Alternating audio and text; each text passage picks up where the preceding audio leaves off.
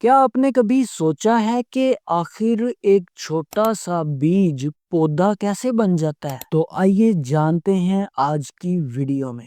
یہ سب ایک ننھے سے بیج یعنی کہ سیڈ سے شروع ہوتا ہے، جس کے اندر ایک چھوٹا سا پودے کا بچہ چھپا ہوتا ہے جسے ایمبریو کہتے ہیں۔ جب بیج کو پانی، ہوا اور دھوپ ملتی ہے تو وہ جاگ جاتا ہے، جیسے نیند سے اٹھتا ہے۔ سب سے پہلے بیج کے اندر سے ایک چھوٹی جڑ نکلتی ہے جو زمین میں جا کر پانی اور غذائیت جذب کرتی ہے۔ پھر اوپر کی طرف ایک چھوٹا سا تنکا یا پتا نکلتا ہے جو سورج کی روشنی پکڑ کر خوراک بنانا شروع کرتا ہے۔ اس عمل کو فوٹو سنتھسس کہتے ہیں، یعنی پودا روشنی، پانی اور کاربن ڈائی آکسائیڈ سے اپنی خوراک خود بناتا ہے۔ اسی خوراک سے پودا آہستہ آہستہ بڑھتا ہے، نئی شاخیں، پتے اور آخر کار پھول اور پھل پیدا کرتا ہے۔ تو اگلی بار جب آپ کسی پودے کو بڑھتے دیکھیں،